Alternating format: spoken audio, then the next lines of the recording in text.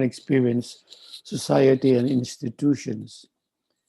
Just a kind of a review, a very brief review of what we have taken up so far.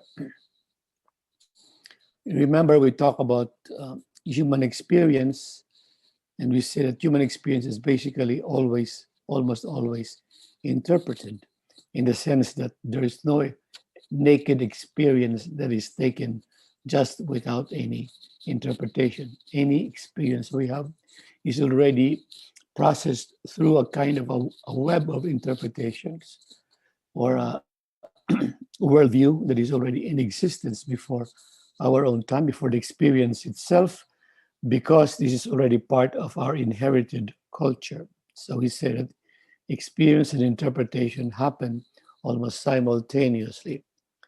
A different level of interpretation, the second level of interpretation is more the reflexive interpretation, and that is something that is done in a more scientific way or in a more processed way.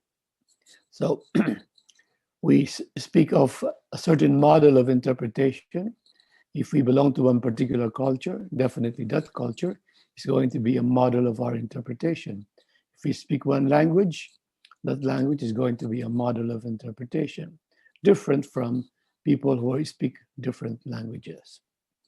And we made mention about the importance of culture in influencing our experience. We are born into a kind of a culture, and we really don't have much to say about it when we were born into this world, because it's something that has already been there and had pre-existed us. But it is something that we inherit. It's something that we appropriate into our own selves, and we take it on. And sometimes we adapt it as if we were to adapt a second nature. So culture is something about our beliefs, our values, and our customs, including institutions that uh, enable us to attain the objectives that we have put before us.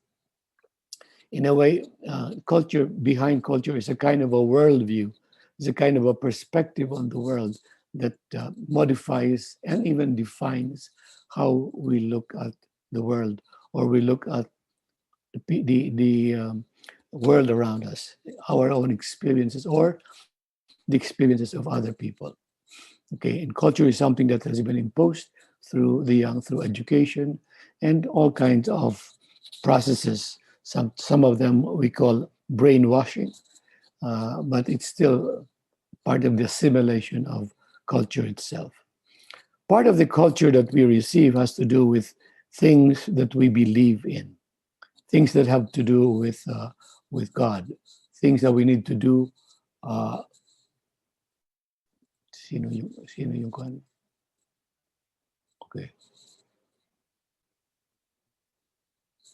things that we need to answer in it's a much deeper way, a kind of a reality that touches on the mystery of life, or what we call the other dimension of life. But we need to understand that even faith itself, or religion, or religiosity, is something that is culturally based. So a Buddhist would have basically a Buddhist culture, a Christian culture, a Muslim culture. But there are differences in our faith, in our religions, in our types of religiosity, depending again on sometimes where we were born, or sometimes in the overall cultural framework that we have accepted as part of our life. Okay. So religion is both positive in the sense that it gives us some sort of meaning into our lives, but also it can be something that modifies us and sometimes becomes too embedded in our culture that we don't seem to make a distinction anymore between our culture and the religious part of that culture.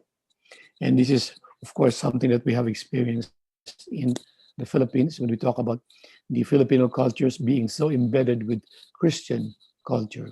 That's why it is quite difficult for a lot of people who are not Christians to think of themselves as Filipinos. They probably think of themselves more as Muslims or of other traditional religion.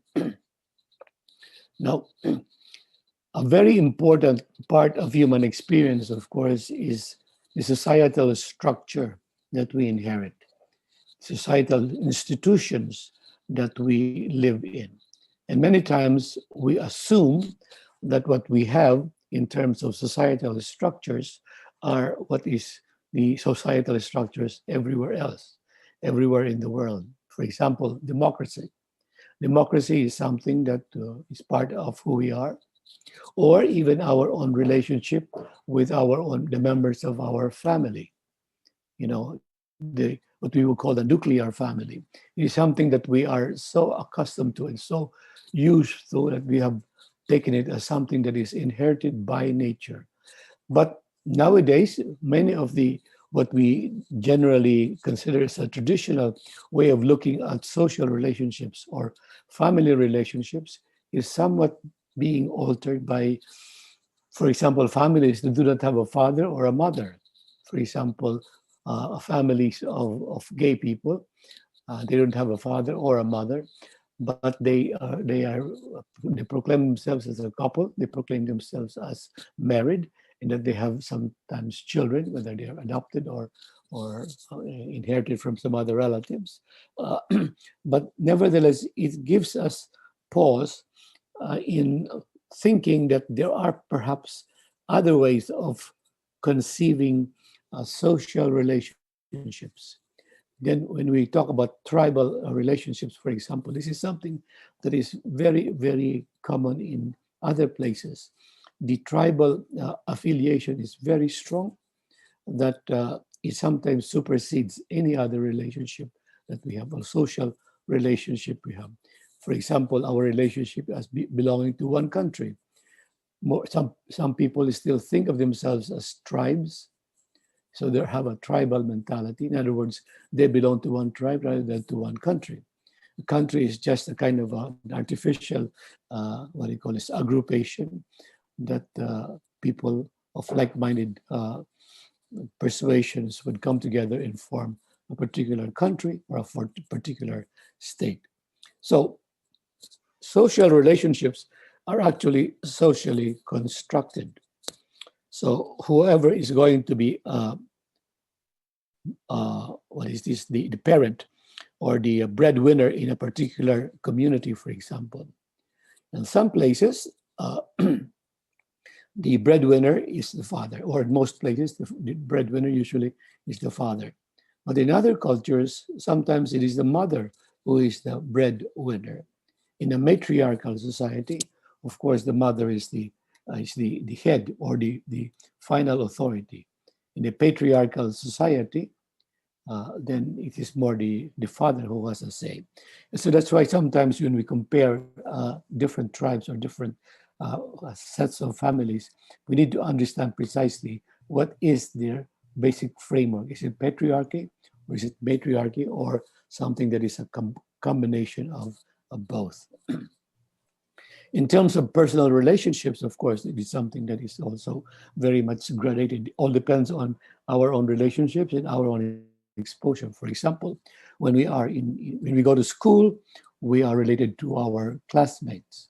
When we go to church, we're related to some people who come to the same church. When we go to a particular organization, a particular club, we are related in a special way. So these are different models of personal relationships. And our allegiance to this model of relationship really depends on how much we invest into that kind of a relationship, how much of ourselves do we put into that kind of a relationship. And of course, when we expand that kind of personal relationships to cover a much bigger than simply a group like a family or a group like a clan or a tribe, we talk about communal relationships. Then in a communal relationship, there are always expectations.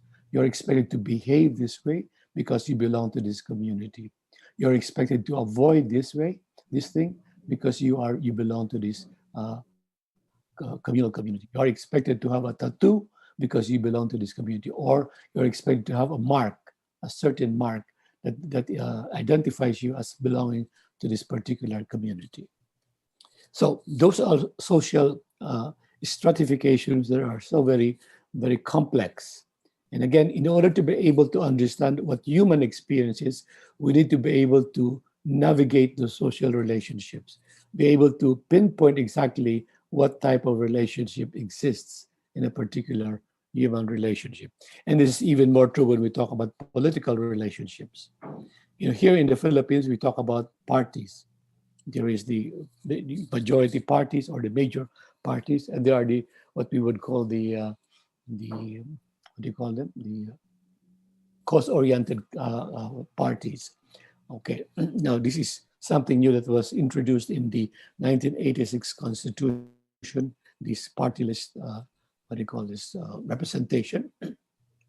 But it is for the reason that we would like to give representation to a part of the population that has become substantial in number.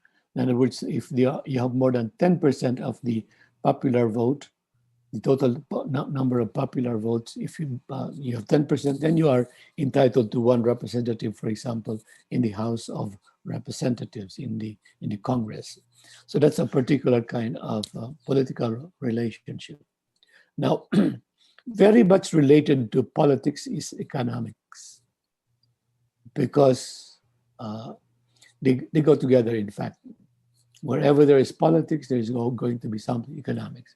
You talk about, I don't know if you've noticed the headlines in our newspapers nowadays and in the news, you're talking about passing the budget for 2021. Okay, the present Speaker of the House, Cayetano, had a maniobra, but he was able to escape from being replaced as the Speaker of the House by assigning the budget to be studied by a particular committee, and then what do you call this, uh, adjourning the Congress until November. But the president asks for special sessions in order to tackle the budget, because they have to approve the budget for 2021. Otherwise, if it is not tackled, if it is not approved, then they have to go back to the budget of this year, 2020, which did not include the money for the COVID victims. And that is the difficulty. So you can see politics and economics. And of course, whenever you talk about politics, you talk about pork barrel. Pork barrel that the politicians are very, very fond of, because that is their way of gaining more money for themselves as well as for their constituents. Many times it's for their own pockets. Uh, but politics, basically, if you go back to the term, the etymology of the word, is the organization of the polis or the city. Polis in Greek is the city. So the the organization of the city is the art of politics. And as we all know, there are all kinds of configurations in terms of politics. There's a democracy, there's an oligarchy, there's an autocracy, there's a monarchy, there is a parliamentary system of democracy, etc. All different types of them. And this is important for us to bear in mind if we examining a kind of human experience that has some political implications, political economic implications. I do not know if you follow pretty much the column of Solita Monson, who writes for the Philippine Daily Inquirer every Saturday, and she's got a very, very good column which points out actually a very good commentary on the politico-economic situation of the country. She's basically an economist, but she also talks about politics as being affected by economics. Now, there is a distinction between lo politico and la politica. This is a Spanish distinction, but it's now taken in general in all legal circles. Lo politico is what we would call the politics. The politics is what is this? Anything that involves our relationship or the relationship among citizens of a particular country, for example, or among inhabitants of a particular state.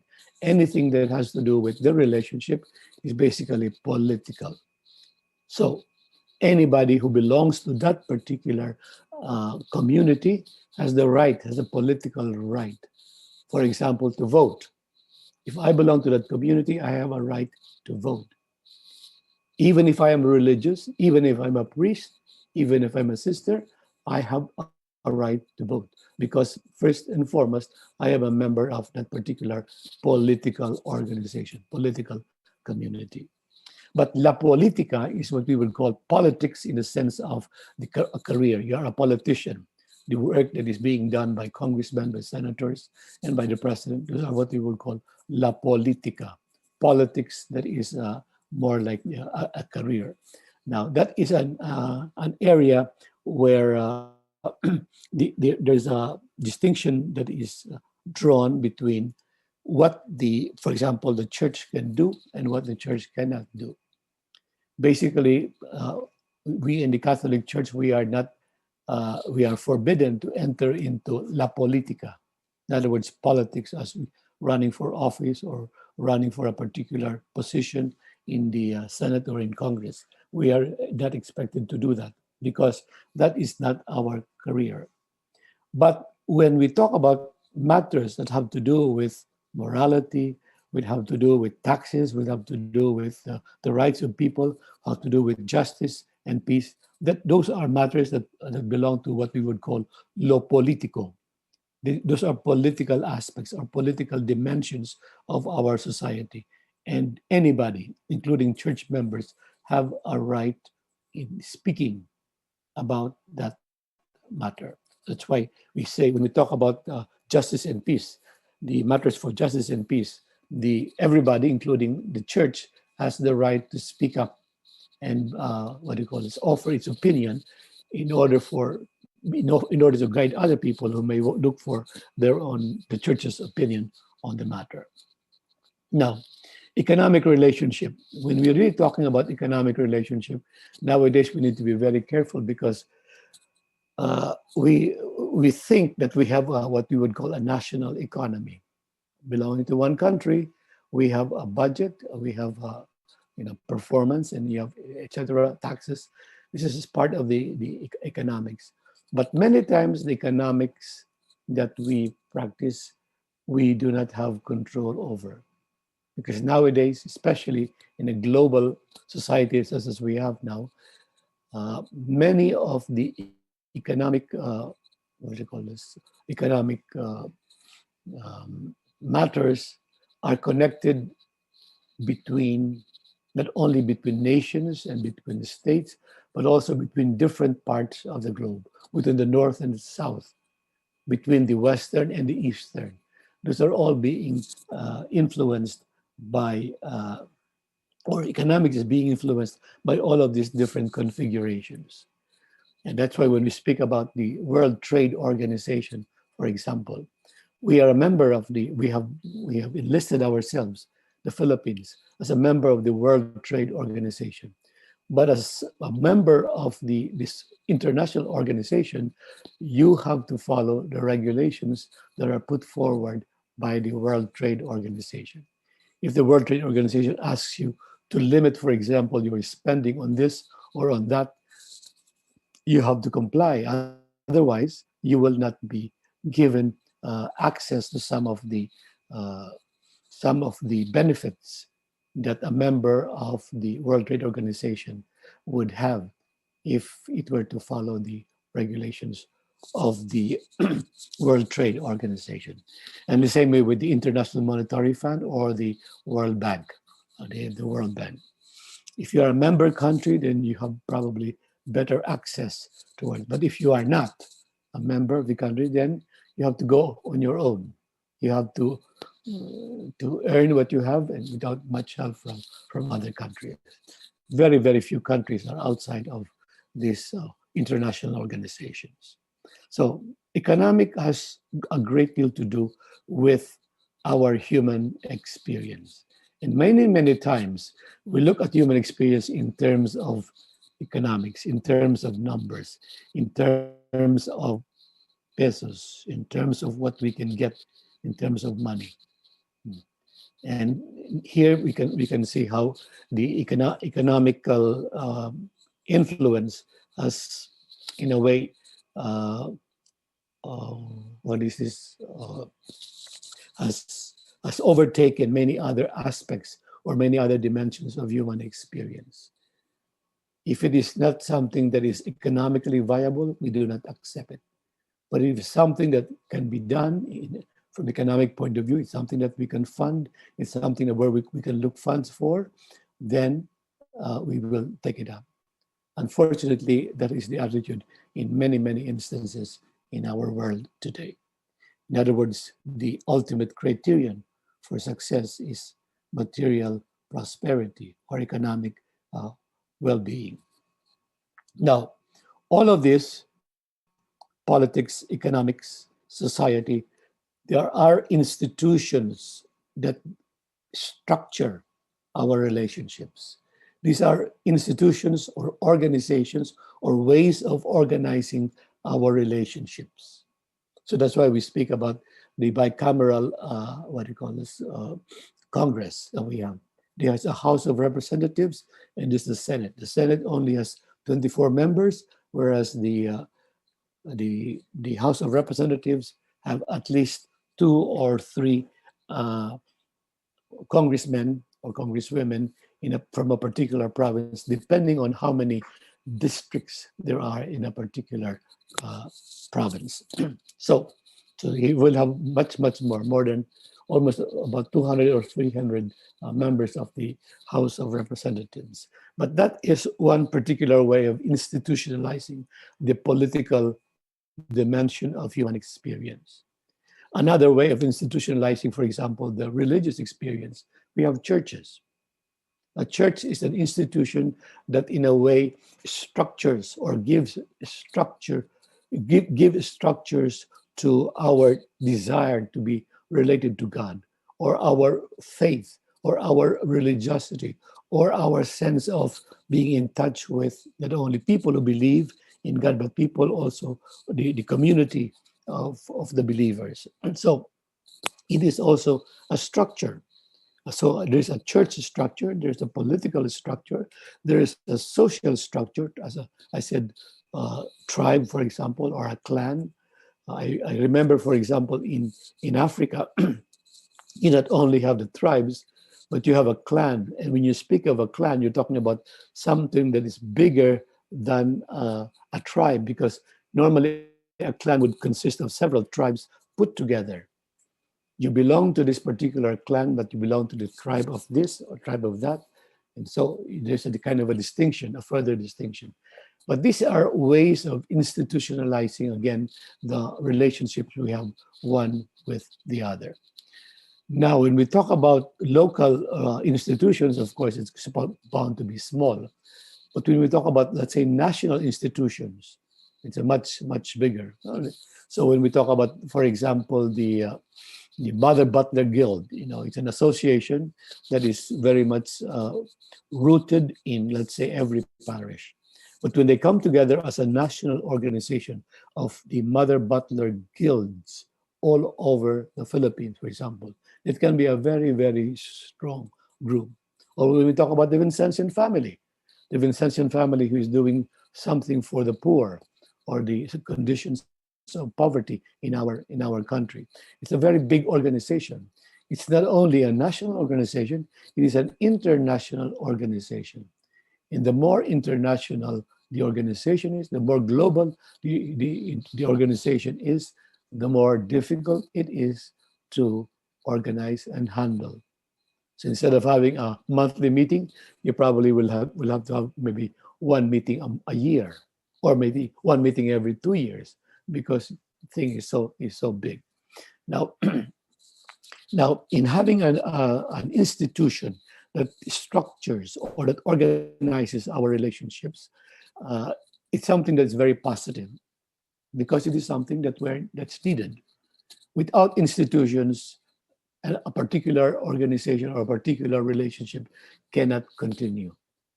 It has to be somehow institutionalized. It has to be structured. It has to be organized. Otherwise, it falls flat on its face.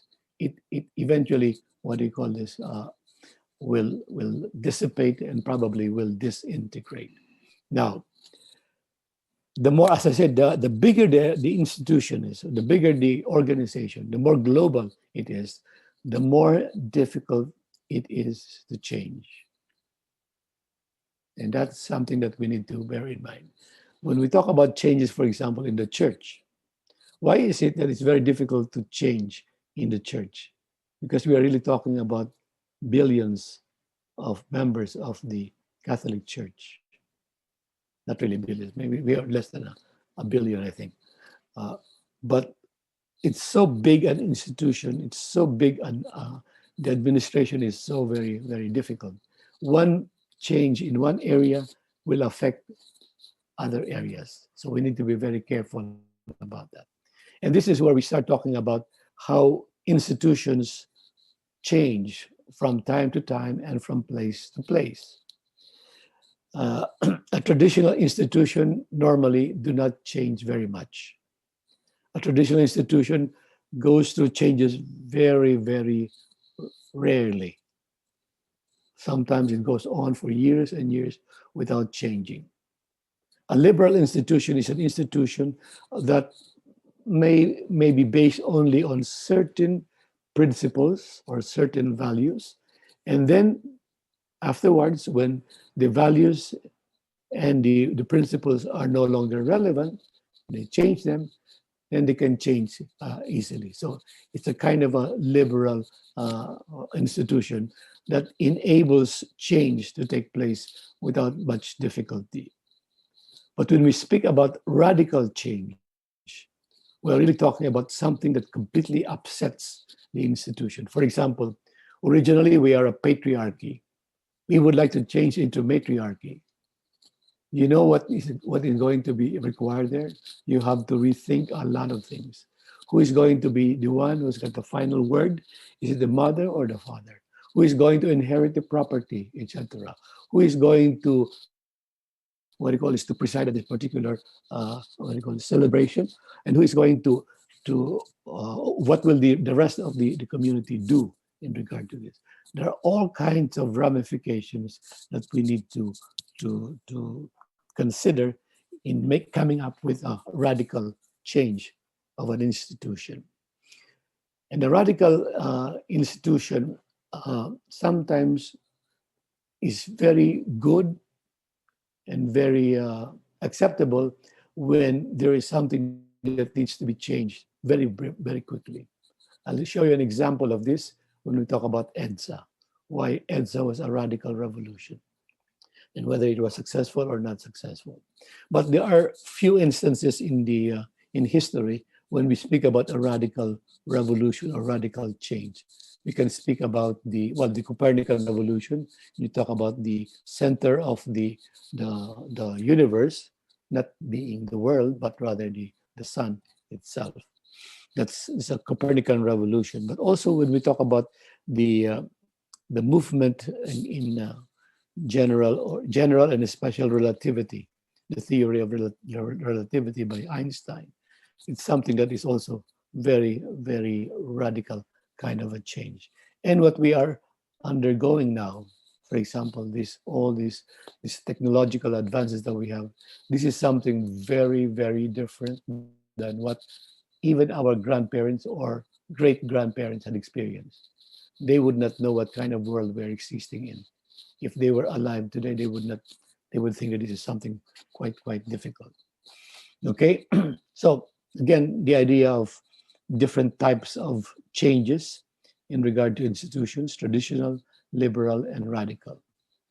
Now, in order to be able to make sense of our experience, we need to have the ability to analyze not only the relationships, so social analysis, whether it's economic relationship, political relationship, religious relationship, etc. We need to be able to analyze, to be able to say where exactly is the problem. Let's say we're faced with a problem. We're faced with what do you call this a question. Where exactly is the crux of the problem? So we analyze it. Is it in the economic part? Is it in the political part? Is it in the religious part? Or is it in the what we would call psychological part, depending on the age? Whether you're old, you are a teenager, you're an adult, or you're an infant. Okay. But another kind of analysis is what is called the discourse analysis. And this is much more in line with philosophy or in line with theology, because discourse analysis is basically analysis of how we speak about a particular matter. In other words, it really has to do with worldviews, worldview, because our discourse is almost always influenced by our worldview. What is our worldview? Is your worldview that of one who is radical, or is your worldview that of someone who is more traditional? Or is your worldview that of a modern person, or is your worldview that of a postmodern? Is your worldview of a structural, uh, analytical kind, or is your worldview more the Aristotelian, the Thomistic, or the Platonic? This is all the analysis. We will mention a little bit about this in when we go through philosophy. Hermeneutics, of course, is the method of interpretation or the science of interpretation. How do we interpret? And in hermeneutics, we are very, very aware, or we try to be aware, of what are the different dimensions of our interpretation. In the process, in the dynamics of interpreting something, we need to be very careful about what is really happening. What is happening, who is acting, who is not acting, and what is being done, etc. The relationships between these different. Who is interpreting this, and from what point of view is he interpreting? Those are we talk about this in the science of hermeneutics. Philosophy, of course, most of you already know what philosophy is, but philosophy is something that is also important insofar as it provides a certain framework to how a particular culture, for example, expresses itself or looks at reality. So philosophy is not just something that belongs to the church or belongs to the academic. It belongs to, in general, we talk about philosophy in a common sense, in a way that it provides you not only the way of the vocabulary to speak in a clearer way, but also in a wise way, as philosophy is the love of wisdom. All right. So there are different ways of analyzing our human experience. See, we are doing analysis of our human experience. The social part, the historical part, the structural part. The social part, of course, is society. What's happening in society? Politics, economics, psychology, perhaps sociology. The family groups, the cultural things that are happening. This is a cultural value. This is a part of the custom of people. On January, they have this celebration of the Santo Niño as well as the Santo Entierro. This is something that's very Filipino in a way. That's part of a cultural analysis. Historical, we talk about the history of a particular country. 300 years under the Spanish culture and 100 years, almost 100 years under the Americans. That is the historical dimensions of what is this, the Philippines. So you need to know a little bit about the history, a little bit about what happened, because a particular country can just turn around and act in a different way uh, based on the particular, let's say, colonizing power that comes into this country. And some of the Spanish people, for example, we were in Spain. They were saying we were in the Philippines for 300 years, but the Filipinos nowadays they speak more like Americans, not like the Spanish, because they don't speak, they hardly speak Spanish. That's what they say. Well, the Americans gave us the public school, and then we started speaking English. All right. Now, when we analyze our experience in terms of the social relationships, again, we need to be aware of the fact that there are social systems, and the systems have to be delineated in order for us to make sense again of a particular experience. What kind of a system do we have? I don't know whether we were talking about PhilHealth here in the Philippines. PhilHealth was a good innovation in a way in the Philippines, because many people, including the very poor ones, are covered by PhilHealth. In other words, the government would could pay for your what do you call it, your health expenses up to a certain point, and especially if it's very expensive, the government could pay for those expenses. But in other countries, you have to pay for your own from your own pocket. The government doesn't pay for you. That's something that's very, very difficult. Whereas in Australia, for example, you can have a heart transplant or a heart bypass, and the government shoulders everything. You don't pay anything. The same thing in Italy. You go there to the emergency room. You are treated by the patient, by the doctor. You're given the medicine, and you go without paying anything. That is the kind of system that they have. Now, it would be nice if we have that kind of a system. But tell you what, even in the US does not have that kind of a system as much as the Europeans have that kind of a system. Germany, for example, France, Spain, Italy, especially the Slavic countries, Finland, Norway, Sweden, and Denmark, they all have very, very good health programs. Practically everything is paid for by the state, by the country. Practically everything is paid for in terms of education. You can go to the university and you go for free. You only pay very little, very, very little, $100 or less than that a year or something like that. So education is practically shouldered by the country. So those are different systems. Again, in social analysis, we need to understand about structures or institutions that regulate these relationships, as well as the interpretative models of dynamics of change. Radical model, is it the traditional model, or is it the liberal model? Yesterday, Randy David had written a very interesting article called The Sociology of Opinion Surveys. This is in PDI, in the Philippine Daily Inquirer. He's got a, in my opinion, very good. If you want to have access to it, if you don't have Philippine Inquirer in your communities, you can go online to the PDI, the Inquirer.com, and you will find there the opinion of sociologist Randy David. But he was basically talking about analysis of a particular situation. He used an example of the survey. He says a survey is one type of analysis of the social situation. So a survey that says 90% of the population favors or has a very positive uh, opinion of Duterte is one particular survey. This Pulse Asia that conducted this survey. Okay, according to Randy David, that's one way of analyzing what's going on, but he doesn't trust so much the survey type. What he trusts is what he would call the ethnographic analysis or ethnographic survey. And what ethnographic survey does is you have to be immersed in the lives of people.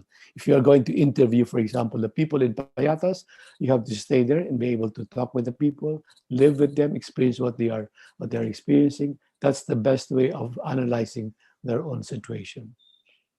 Analyzing a situation by way of survey is it might give you a general picture, but it doesn't give you as much the real depth of analysis that is important. So I recommend his article. Models of analysis. There are different models that are at work at different times. Some people would like to preserve tradition. Some people would like to reform. Some people would rather have a transformation. So a traditional, a liberal, and a radical.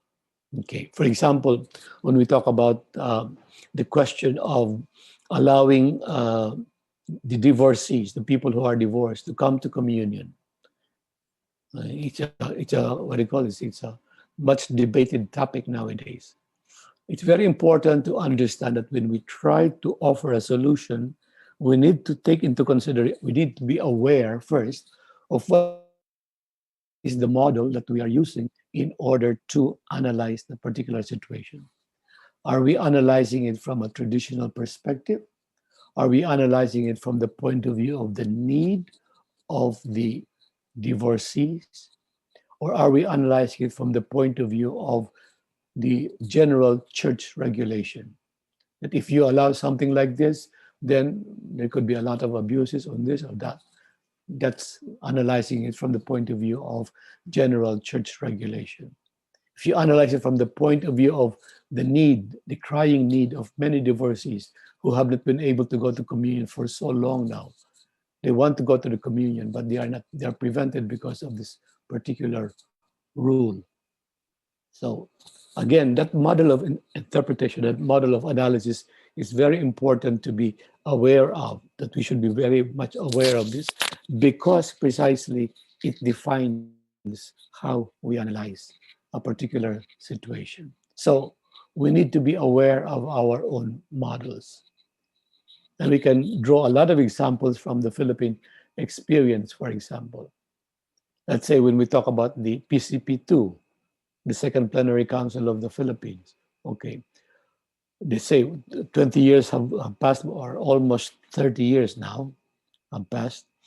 Uh, but we are going to analyze PCP2 and the what is this, the influence of PCP2 on the church in general. But where are we going to come from? What is the model of interpretation or the model of analysis that we're going to use?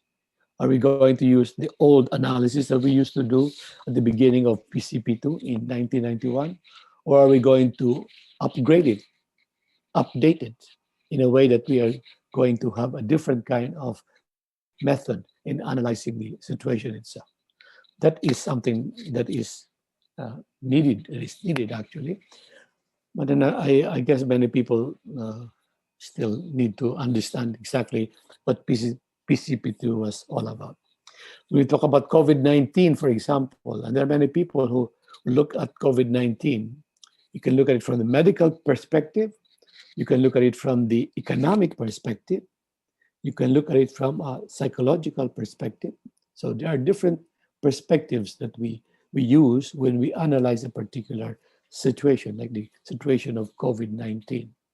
So if you look at the COVID-19 from the point of view of the medical perspective, and that is why we go through with face masks and social distancing, because that is what is involved in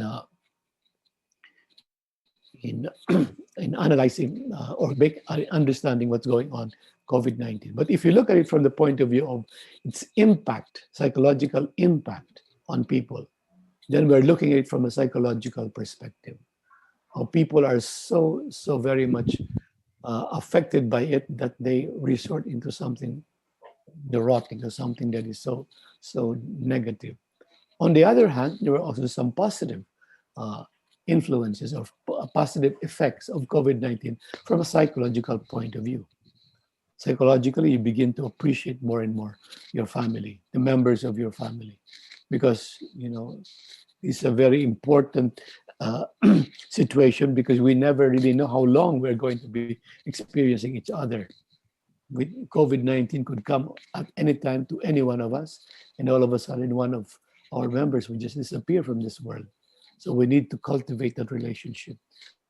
We need to strengthen and nourish that kind of relationship. So these are different models of analysis. One model that we have used is the philosophical model. And throughout history, there have been philosophical ways of presenting meaning and truth, or the nature of life, or the essence of life. So when we talk about what does life really consist in, we're really talking about, or we're speaking about a philosophical question. What is the most important thing in life? And it's basically a kind of a philosophical question because it is not the question that is really a question that we bring up every day of our lives. In the end, we only ask the question when we are face to face with something that is drastic and very significant.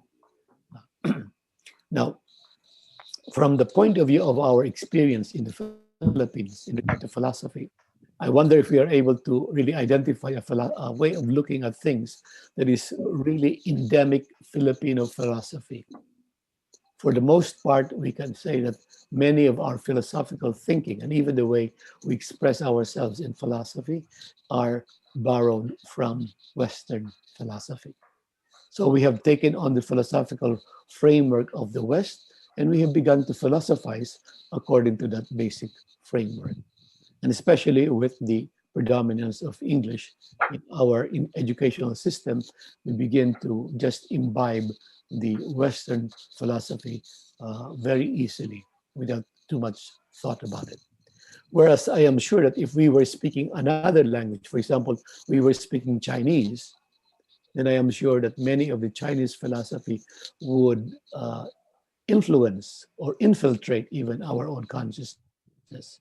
And many ways of looking at things, many perspectives, many worldviews will be taken from the Chinese culture. So it really all depends on our experience. So we were exposed to Western thinking from very early with the Spanish and with the Americans. It's only very, well, we can say that we have been influenced in a certain way by Chinese culture, but the influence is something that is quite not as dominant as the uh, the influence of Western culture. Now, in the late 19th century, the church had tried to reintroduce or reimpose the metaphysical tradition of medieval scholasticism, basically Thomistic philosophy. For a while, it worked, but in time, the church had to open its doors to other philosophies, not just to scholastic philosophy, not just to Aristotelian and Augustinian philosophy or theology, but many other philosophical trends in the 20th century. I don't know how many of you, when you were taking philosophy, have been introduced to contemporary philosophy other than the scholastic philosophy. Nowadays, you need to be familiar with contemporary philosophy because they think very differently from the scholastic philosophy. And if you have been brought up in the scholastic philosophy, then you will grab some difficulty understanding some of the other subjects that you will be taking. I'm not going to be taking up the philosophy in this course, but simply to tell you that there are different frameworks, philosophical frameworks, that are operative in the way we do theology here at SVST. So contemporary philosophy, for example, presents a whole range of perspectives on the world of meaning, as well as on ways of interpreting, the methods of interpretation. So we speak about hermeneutics. It's something uh, that is rather recent, the last 200 years. You know, we start to speak about hermeneutics, but this is because of many other uh, evolution of thought, evolution of philosophical thinking in the last 100 years or 150 years. Okay, there's a dominant philosophy now that really talk about experiences, but more from an ambivalent kind of way. What do we mean by ambivalent experiences? Whenever we talk about experience nowadays from a philosophical point of view, we always talk about the positive and the negative. The positive and the negative, sometimes they exist and side by side. Depends on where you lean towards. If you lean towards the positive, then you'll be more positive. If you lean towards the negative, then you will be more negative. But you cannot say that this is only all positive, this is only all negative. That is no longer the perspective of contemporary philosophy. They are both. But in a given situation, sometimes you favor one over the other. In a way, you can speak about something that transcends, but something that is also very real and very concrete. Something that is limited, yet something we can speak about as unlimited. So the kind of ambivalences that we're speaking about. I just listed out some of the things that are some of the philosophical ideas that are being bruited about or being discussed in philosophical circles today. Experience of anxiety and care, being for others, Levinas. You probably will hear the word, the person Levinas from many other professors. Creative and received language, Ricoeur, Heidegger, and Wittgenstein. Thought and action, evolution, Chardin, process philosophy, or process theology. Postmodernist of philosophy, for example, or the science of hermeneutics. The two circles I have there are basically talking about the, what do you call this, the process of hermeneutics, the process of understanding. On the one hand, there is the author's original intentions.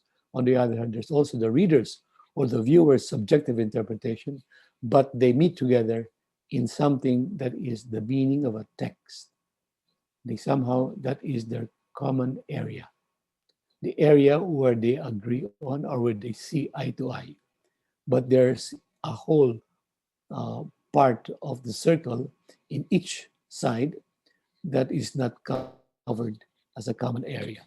So then discourse analysis, etc., etc. Those of you who have studied philosophy, you're already quite familiar with this. Now, again, to bring up the idea that both philosophy and theology are attempts to explain meaningfulness in human experience. This is important for us because ultimately, when we talk about philosophy and theology, I know that in some papers you talk about philosophy as the handmaid of theology, or vice versa. Uh, it really all depends on how you approach. If you are more philosophical minded or you're more theological minded. Yeah. Now, but both philosophy and theology would speak about the first level and second level of reflection. The first level, of course, is something that comes almost instantaneously with your experience. Second level is something that's more reflexive. You think about it more. You go back and think about what you have experienced. That would be the second level of reflection. But we need to understand that both philosophy and theology, especially nowadays, philosophy nowadays is very symbolic. They use a lot of symbols, they use a lot of figures of speech. Whereas before, they probably will try to invent a kind of a vocabulary for something like consubstantial. Whereas nowadays, they would like to speak about in a more, what do you call this, in a more symbolic way. You talk about sacramental, you talk about the train of thought, or the politics of exclusion or inclusion, that whole idea. When you talk about inclusion and exclusion, there's an image that crops into your mind. When we talk about inclusion, we're talking about people who are embracing others. Exclusion would be you are segregating yourself from others. Okay. But both philosophy and theology speak about ethics or morality, and that ethics and morality cannot be divorced from philosophy or theology. There will always be, what do you call this, the ethical part of our discourse. The ethical part is a very important dimension of our experience because it is something that moves us towards, what do you call this, action on behalf of others that will change not only behavior as part of as ourselves as well as the situation and condition of others.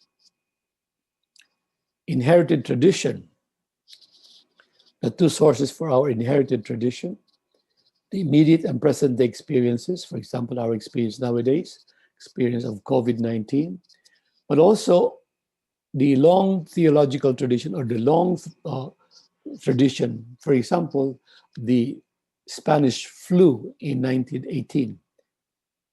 Experts always speak about the Spanish flu in 1918, which was a precursor of COVID-19 because it was also, Spanish flu of 1918 was also hugely chaotic.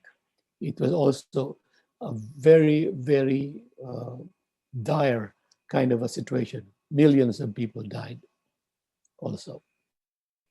So COVID-19 is being compared to this flu, Spanish flu of 1918. Now, so you have in a way immediate experience COVID-19 now, but also something not only, of course, Spanish flu, but even the plague in several centuries back. It's the story of the plague caused by rats. Okay, these are some of the things that we have in our tradition, and we are learning from those experiences so that we're able to do something about our present experience with COVID-19. There's bound to be tension between the two because people would say, well, COVID-19 is completely different from Spanish flu. Granted, granted, but the effects seem to be the same. Okay. And sometimes the tension is because one tends to be more universalist or one to be more of the traditional, one that would say this is the most important philosophy of all times. You go back to the philosophy of Thomas Aquinas, and if you follow the philosophy of Thomas Aquinas, you cannot go wrong. So, by all means, go back to Thomistic philosophy. Reject all other contemporary philosophies because Thomistic philosophy is the only philosophy. Okay. Now, we need to pay attention that kind of speaking, that kind of discourse is basically exalting one type of model of interpretation or model of tradition over above the other models. Unfortunately, however, that model is 800 years or 900 years old. It may no longer be adaptable to our own times. We're no longer talking so much about ontology or metaphysics or a metaphysical perspective. We're now talking about something much closer to our own experience, not the universalist, not the very philosophical kind of a perspective that seemed to universalize experience. Nowadays, of course, people will talk about experience in a particular way. The experience in the East is different from the experience in the West. The experience from the North is different from the experience in the South. The experience from rich countries is different from the experience of poor countries. So there are different.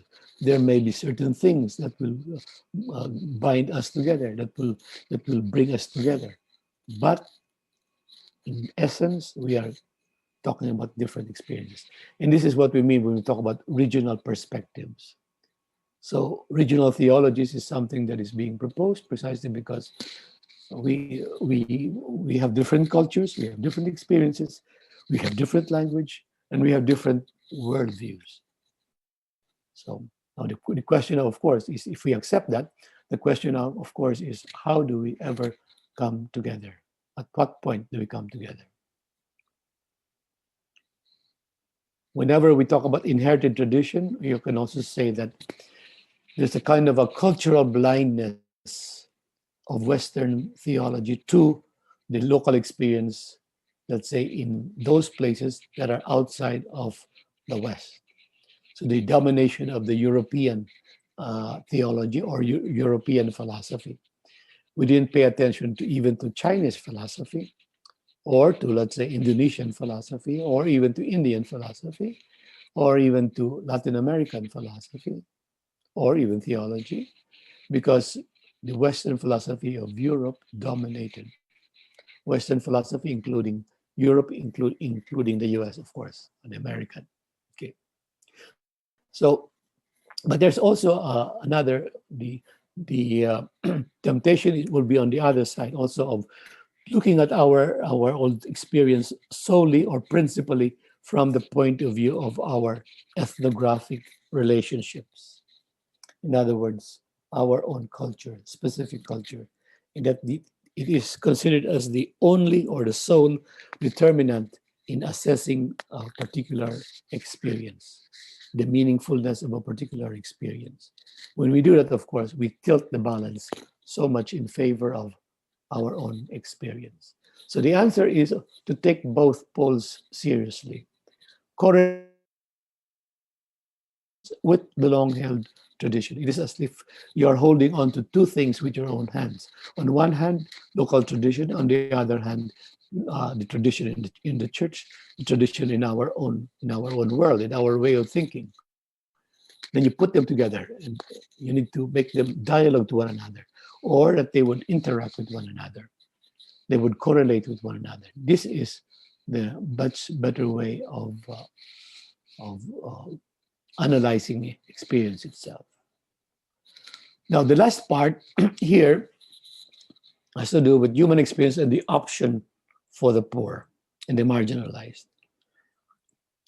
I put this particularly as the last section on human experience because it is important for us to understand why we have opted for the poor in this school. I probably have other places where you would have the explanation of this particular way of doing theology from the margins. This is for a very particular reason, of course, so we take this up. We have taken up the doing theology, from the perspective of the poor. Why? Well, the present conditions tell us that there are billions of people who are poor. In other words, we have to make theology meaningful to the billion poor people that exist in our world today.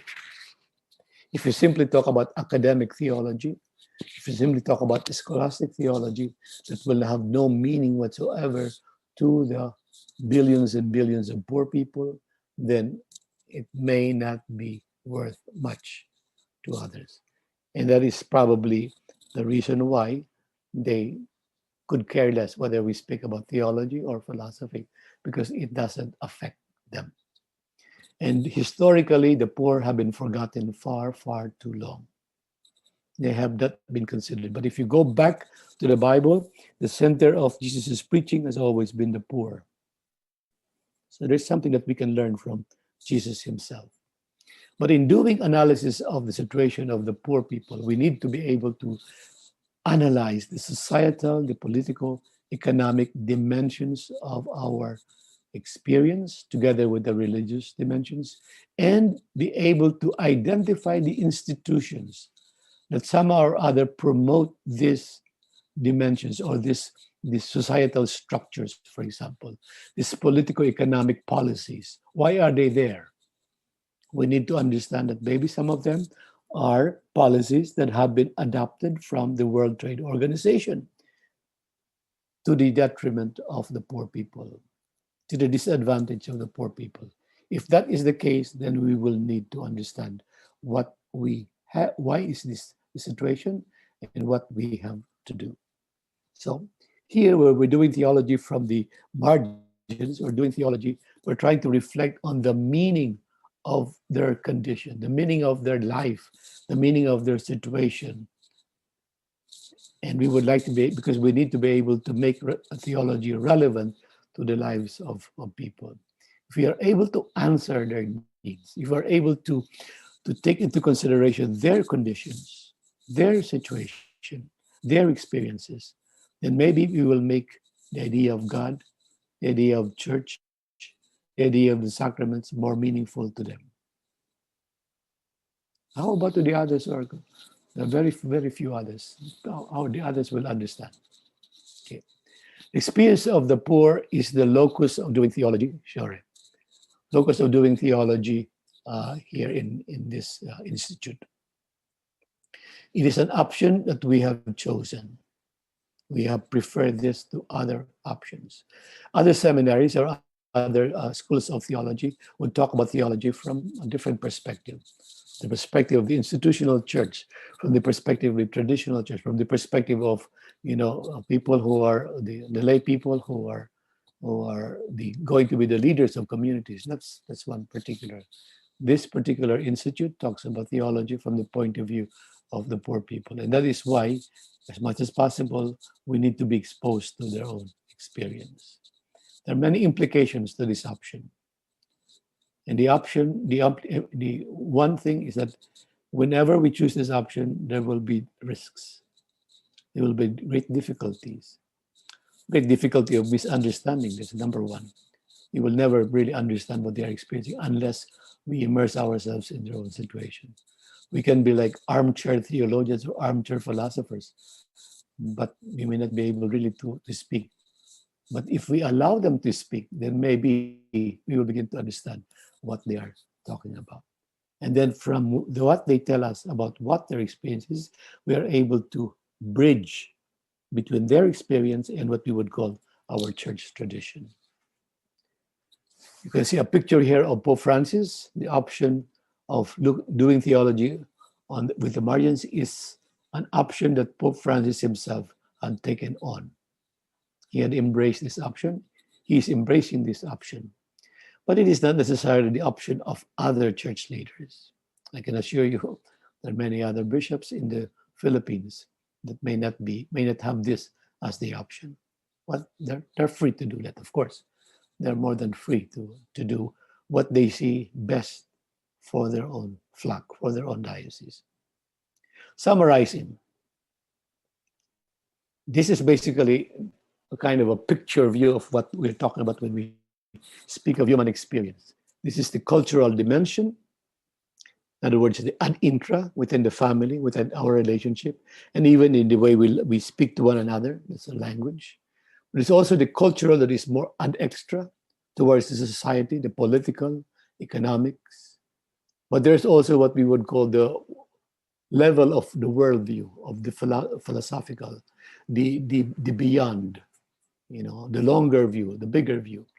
And there's, of course, also the view of theology, religion, and religiosity or spirituality. There is that dimension of human experience that enables us to touch that part of our experience. Okay, so that basically is what we mean when we speak of human experience. I wanted to go through the, what is this? Now, two examples. If you will allow me to finish this, I have another example, the other one. It is okay with you if I finish this? All right? Yes. Yes, Because Father. I want to give you the free day tomorrow. Okay. For example, this one, I have taken this from CEDMAC, pages 83 to 86. He actually incorporates in that article something about what Jody Mesa had written on the idea of Bahala now. Just a very, very brief kind of a description. It is something that is used in lowland philosophical Filipino context, expresses generally a general attitude. It is a condensed articulation of a Filipino way of life. What's the meaning of Bahala now? The attitude of fatalism, acceptance of destiny, trust in higher powers. Let come what may, never mind, God will provide. It is up to God. What will be, will be. Leave it to faith. What happens, happens.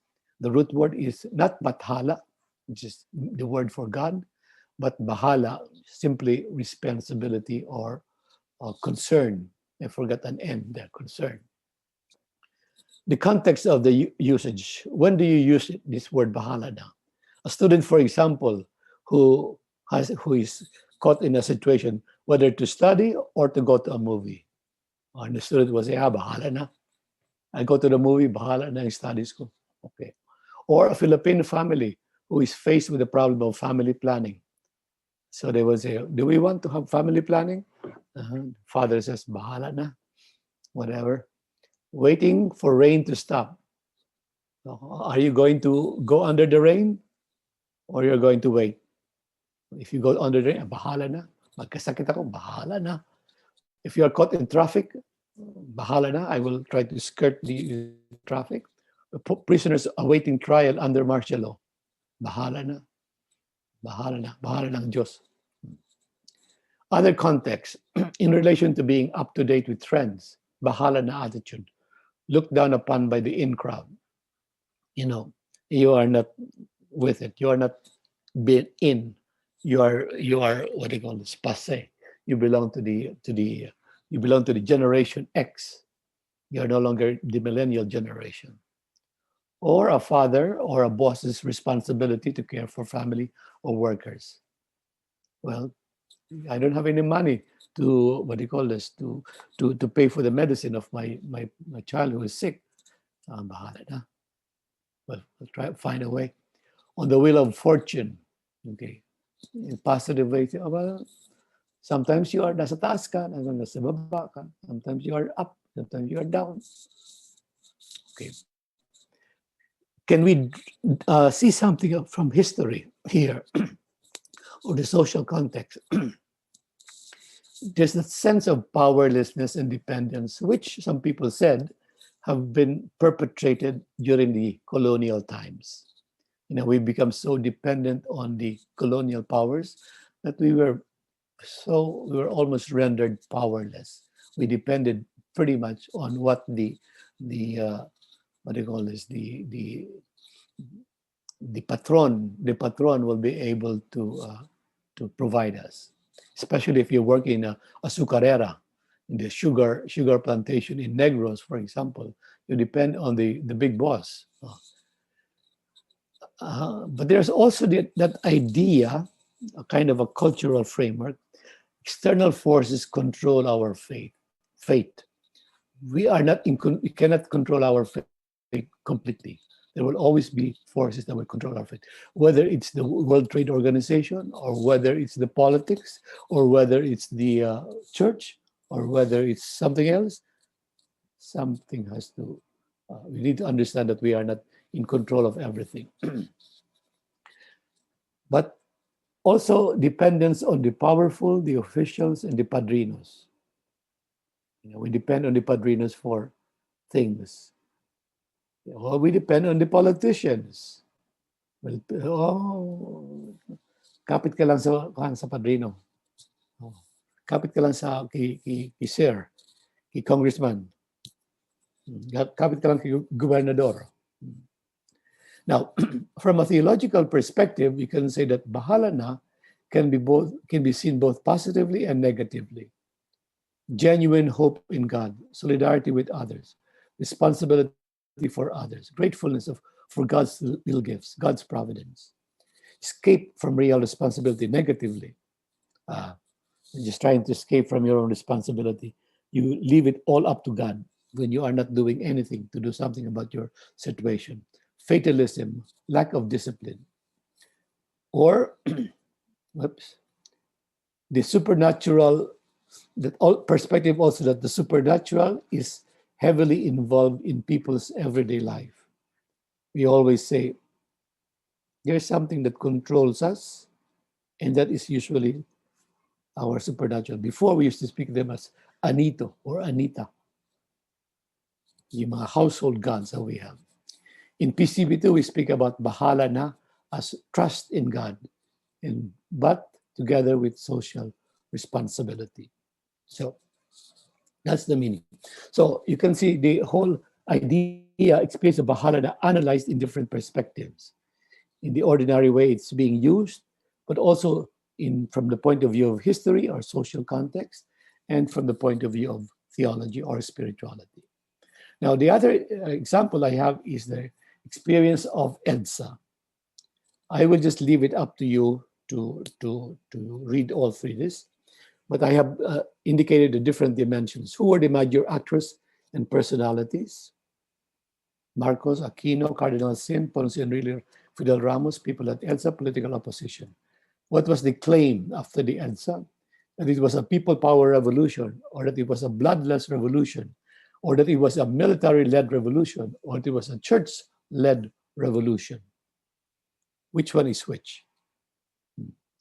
Historical background, I provide you with historical background. It tells you why this is the case.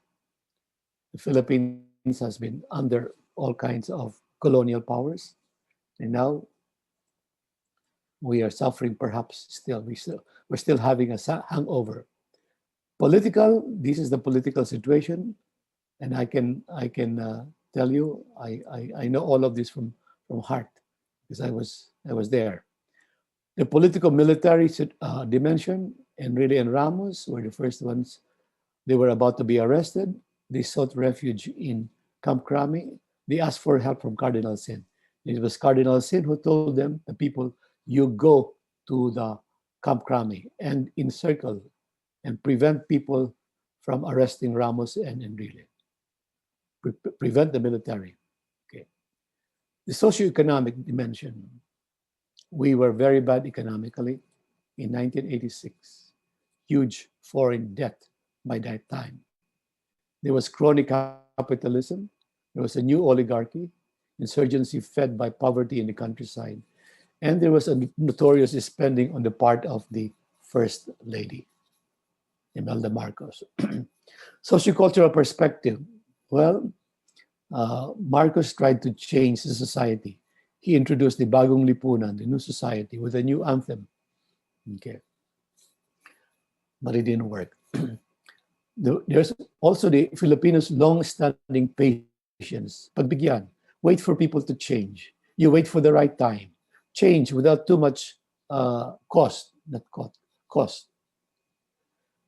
From the point of view of the EDSA itself, there was a fiesta atmosphere. Kapit bisig, sense of community, being a people, sharing food was part of the experience. Religious.